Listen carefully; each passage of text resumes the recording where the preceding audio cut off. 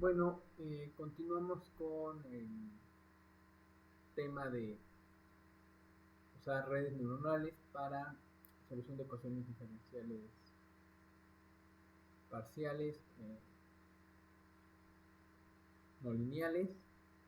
Y en esta semana en lo que se avanzó fue en estudiar el modelo que implementa el código. Eh, vamos aquí a poner el código. Aquí está. Nos había interesado en un principio modificar el número de puntos de entrada, o sea, los puntos de evaluación en donde se iba a evaluar el sistema, la malla que se generaba, pero en general eso más bien provocó que el sistema se tardara más sin verse un cambio realmente sustancial. Entonces ahora en lo que estamos interesados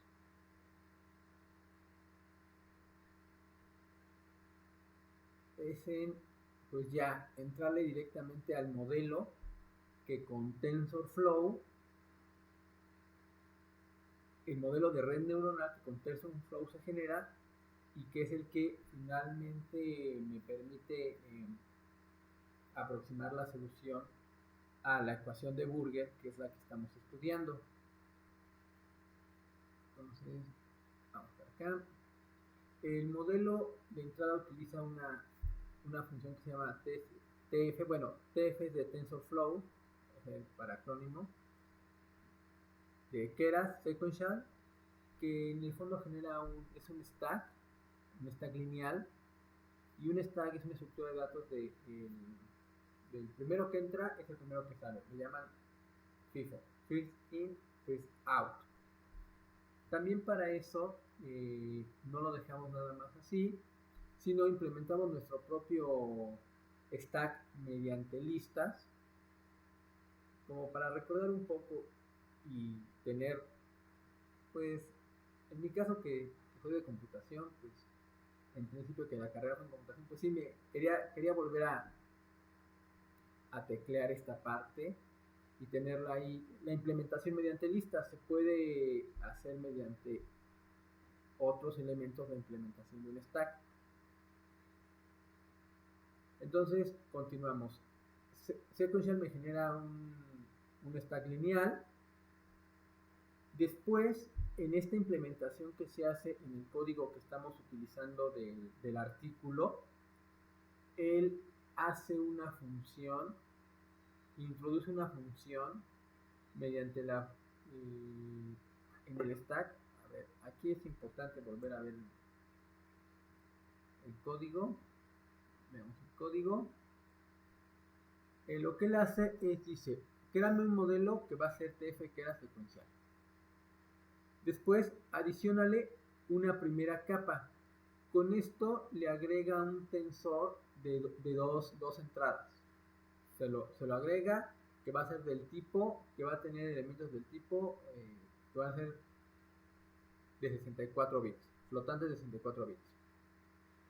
Después, mediante la función tf_lambda, hace que este objeto se vuelva un objeto manejable mediante TensorFlow, pero esta es una definición de una función.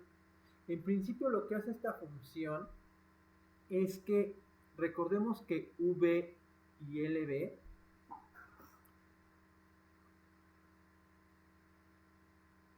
aquí vamos a ver los pin, lo vamos a correr, dejemos que corra.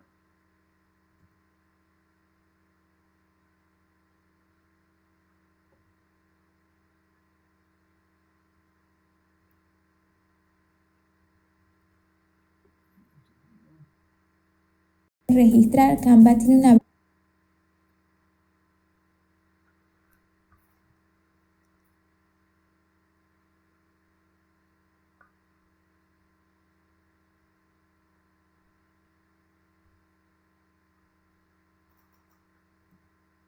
Aquí está. Ahí está.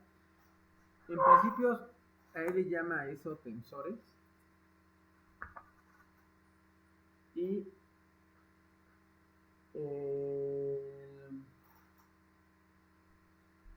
el LB tiene aquí la entrada de tiempo y aquí la entrada del espacio, que para nosotros sería una entrada t, x, y el LB es igual al 0, menos 1, mientras que el V es el 1,1. En consecuencia, V menos LB lo hace posición a posición, te queda 1,2.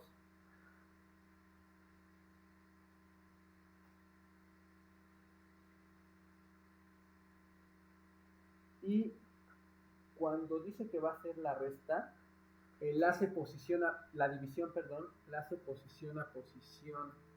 O sea, cuando él te pone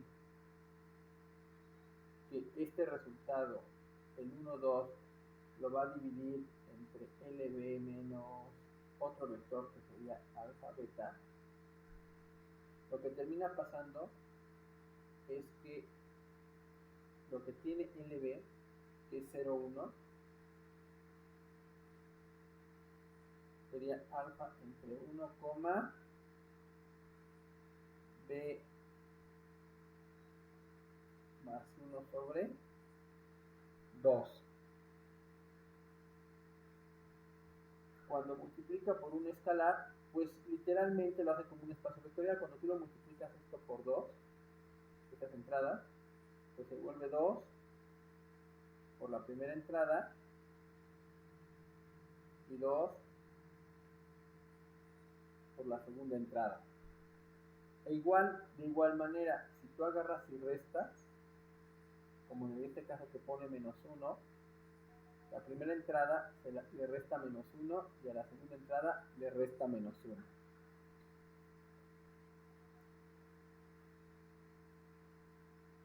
Esto para efectos prácticos hace que en cuanto a la posición quede en el intervalo, la normalice en el intervalo 0,1. El tiempo parecería que no le importa realmente, pero lo que ahí le importa es hacer que la entrada de espacial quede en el intervalo 0,1. Es lo que se consigue con esta operación. Finalmente, mete esa función que es una función realmente de, ¿cómo lo llamamos?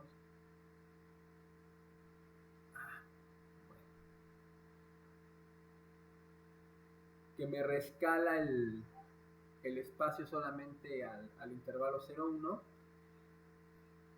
Como función de activación utiliza la tangente hiperbólica y finalmente utiliza lo que llama el kernel de inicio, que son son los pesos iniciales que va a utilizar y que los obtiene mediante una distribución normal truncada, cuya función de distribución de probabilidad es la que ahí se muestra, donde la función de arriba es la función de probabilidad de distribución normal, bueno, de una distribución normal con media cero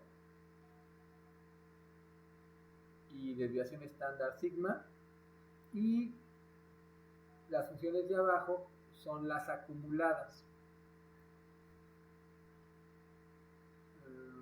Aquí hay un error en el texto. Debía ser del punto final. Aquí hay un pequeño error. Debe haberse tomado el punto final del intervalo menos el punto inicial del intervalo. Hay que corregir esta expresión. Ahorita la corregimos.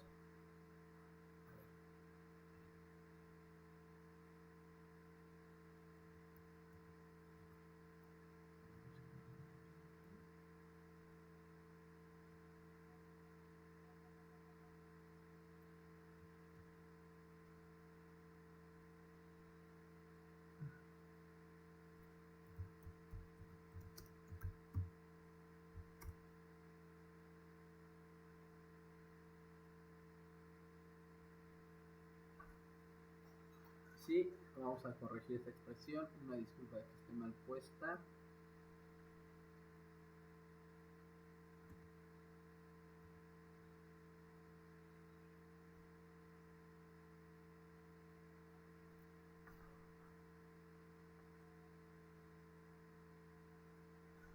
La expresión para phi debe de ser, bueno, una debe ser b menos a sigma, donde estoy pensando que o estoy calculando la distribución normal en el intervalo a, b menos phi, aquí la regla, bueno, aquí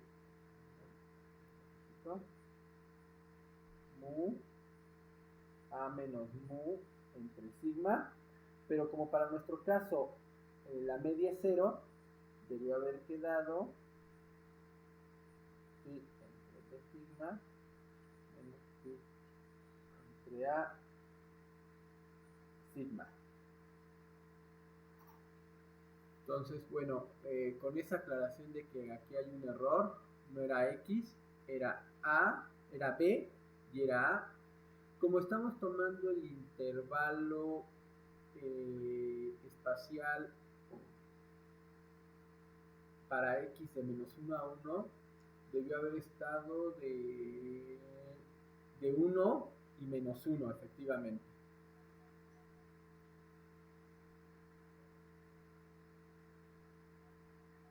Entonces, a ver, espero no estar cometiendo ningún error. Para nuestro caso debió haber quedado de 1 sobre sigma menos phi a menos 1 sobre sigma.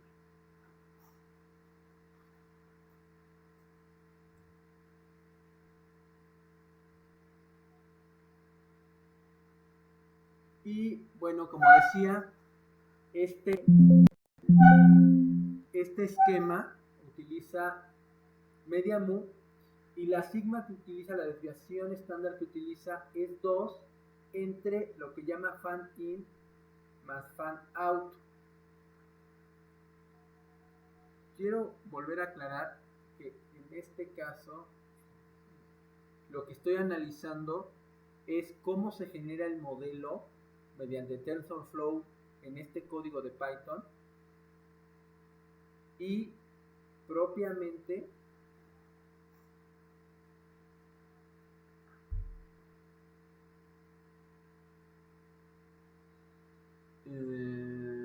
las capas, ya la red neuronal, las capas internas de la red neuronal utilizan para el vector de pesos este inicializador que se llama Glorov normal, que en el fondo es una distribución normal truncada,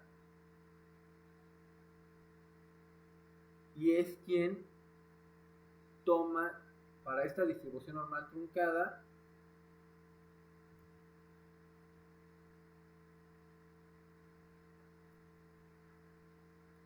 esta desviación estándar, donde fan an son los pesos de inicio y fan out son los pesos de salida.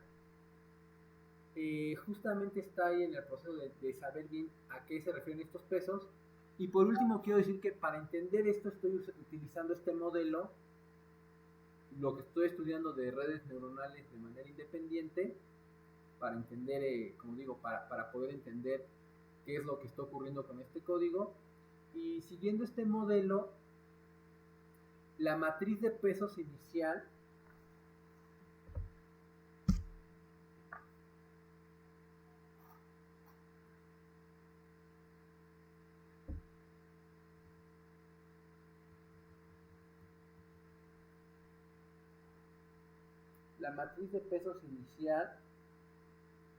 sería, me fijo en el primer nodo, que es el de la esquina superior izquierda, que es el 2, y dado que este nada más se conecta al primero, sería 2 menos 1 y 0, porque no tiene enlace al tercer nodo, al segundo del tercer renglón. digamos que esto sería para el nodo 2, para el nodo que dice 1, su matriz sería menos 2, 5, 3, puesto que son los pesos con los que las aristas pasan al siguiente nodo.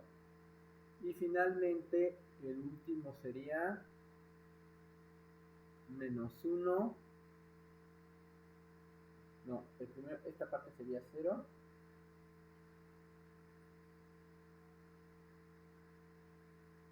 Este sería menos 1 y este sería menos 2.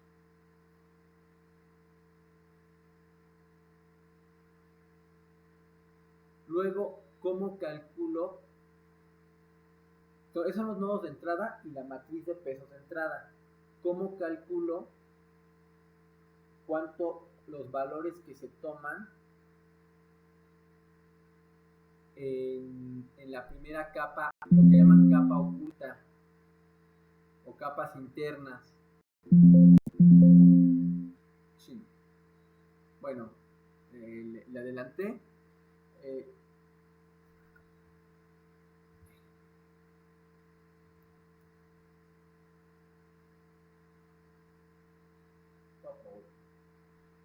No se está viendo la explicación. A ver.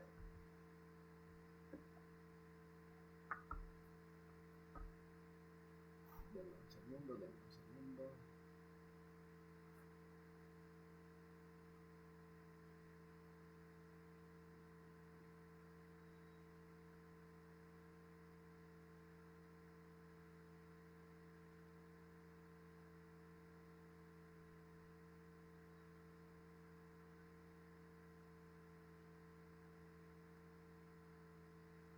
Estábamos aquí.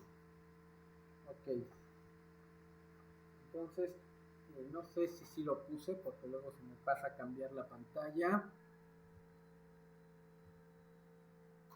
Pero esta es la matriz de pesos que sale de este modelo.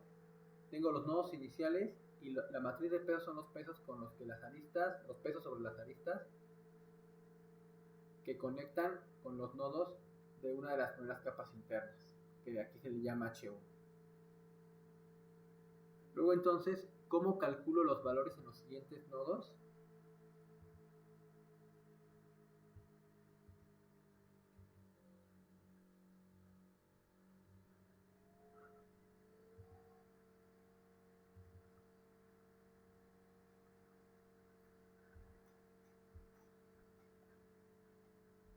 Pues mi vector X, que ahí se llama X, y que era el 2, 1, 2,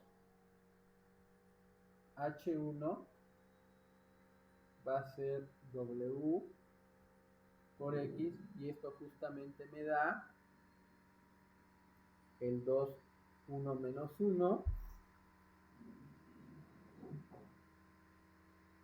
que es el que se muestra aquí. Ahora, ¿cómo se pasa de este punto al siguiente? Aquí es cuando entra la función de activación. Como en este caso está utilizando el modelo ReLU, donde menor que 0 es 0 y mayor, si no mal recuerdo, mayor o igual que 0 es el valor que queda, pues 2 se va a 2, 1 se va a 1 y menos 1, como es menor que 0, pues se va a 0. Y finalmente en la última capa, lo que va a ser la salida,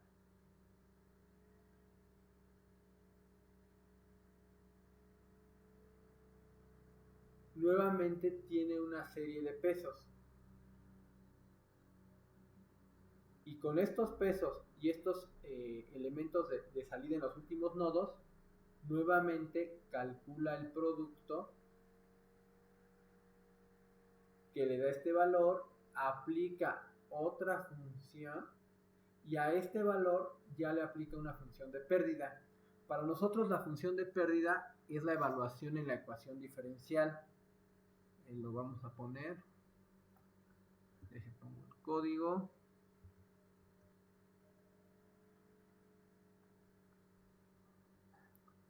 Nosotros nuestra función de pérdida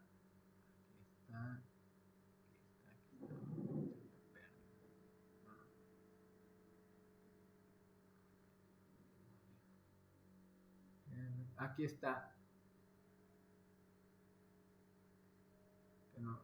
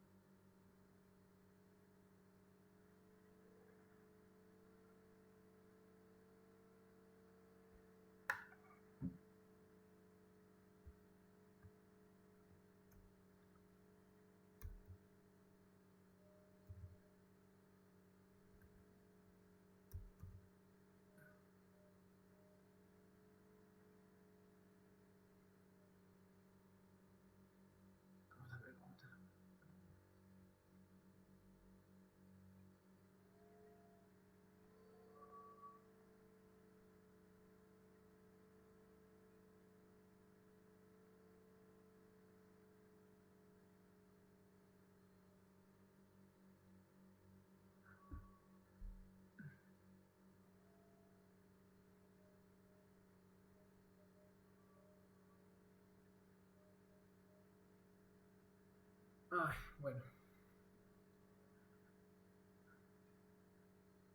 Ahorita no recuerdo. Esto es el paso de entrenamiento. Esto es el gradiente que calcula sobre para la red neuronal. Calcula la pérdida. Bueno. En nuestro caso la función de pérdida está asociada con la ecuación diferencial. Que debía ser 0, pero no da 0, entonces da un valor y según ese valor es como se lleva el aprendizaje. Justamente, ¿qué sigue en este punto? Ver cuál es la condición. Bueno, la condición la podemos ver cuando corremos el programa, que cuando la función de pérdida es menor a cierto umbral, ya se detiene. Lo que sigue para mí es cómo es que aprende la neurona. Como dije al principio, habíamos estado jugando con cambiar los números de nodos en donde se evalúa, pero quizás realmente lo más importante sería ver qué ocurre si se aplica otra función de activación u otras distribuciones para calcular los pesos.